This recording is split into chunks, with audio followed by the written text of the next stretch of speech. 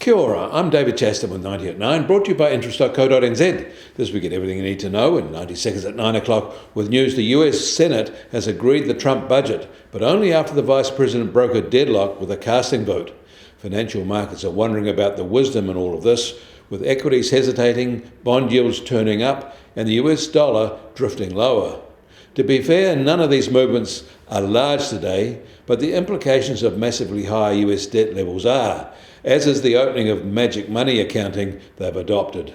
It will be the bond market that makes the practical judgments here. First, however, the overnight dairy auction came in as weak as the futures market suggested it might. The skim milk powder price fell 1.7%, but only to match the prior week's pulse event. However, the more important whole milk powder price fell 5.1% and back to levels last seen at the beginning of the year.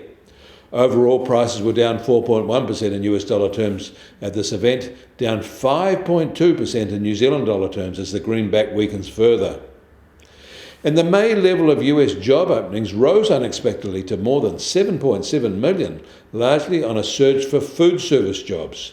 Analysts didn't see this coming, but perhaps they should have, given the sharp immigration crackdowns underway. These roles at these volumes will be hard to fill. And the latest factory PMI report from the ISM in the US shows a sector still in contraction, being led by weaker new order inflows.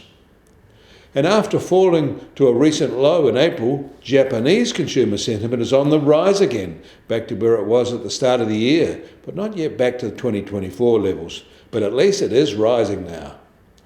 And yesterday we noted that the official factory PMI for China improved, but was still showing a contraction.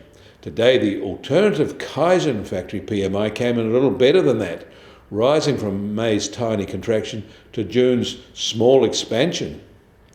The US Treasury 10-year yield is now at 4.25%, up 2 basis points from yesterday at this time. And the price of gold will start today at $3,337 an ounce and up $45 from yesterday. American oil prices are marginally firmer, up 50 cents at just on $65.50 a barrel, while the international Brent price is up the same at $67 a barrel. And the Kiwi dollar is now just on 60.9 US cents, unchanged from yesterday. Against the Aussie, we're down 10 basis points at 92.6 Australian cents.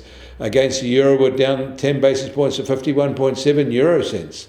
That all means our trade-weighted index starts today at just on 68.2 and little change from yesterday.